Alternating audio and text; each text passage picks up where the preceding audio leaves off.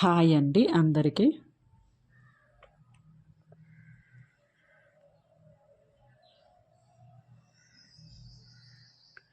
మిగిలిపోయిన ఇడ్లీతో ఏం చెయ్యాలా అని ఆలోచిస్తున్నారా? అయితే ఈ రెసిపీ మీకోసమే అండి.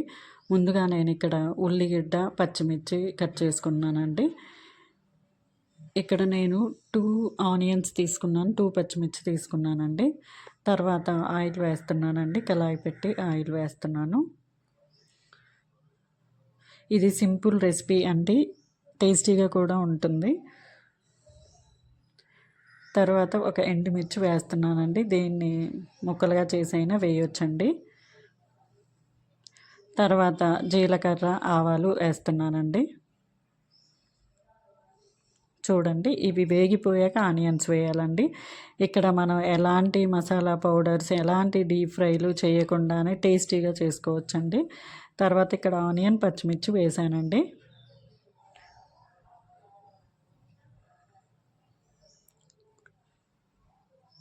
అప్పుడప్పుడు ఇక్కడ చూడండి, నేను 4 ఇడ్లీస్ తీసుకున్నానండి. వీటిని చిన్న ముక్కలుగా కట్ చేస్తున్నాను.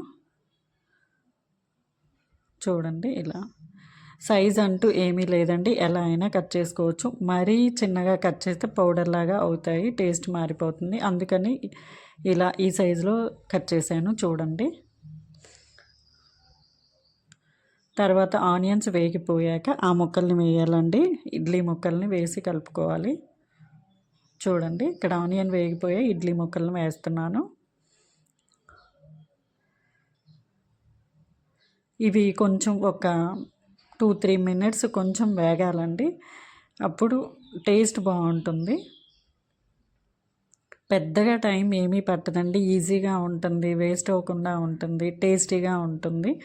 న్యూ రెసిపీ టేస్ట్ చేసినట్టు ఉంటుంది. పిల్లలు చాలా ఇంట్రెస్ట్గా తింటారు.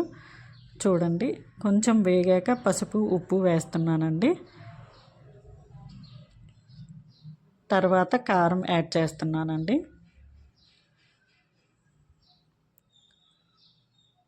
కొత్తిమీర వేస్తున్నానండి. అంతేనండి మన మిగిలిపోయిన ఇడ్లీతో రెసిపీ. దీన్ని ఇడ్లీ ఫ్రై అంటారండి. చూడండి, ఇది చాలా చాలా టేస్టీగా ఉందండి.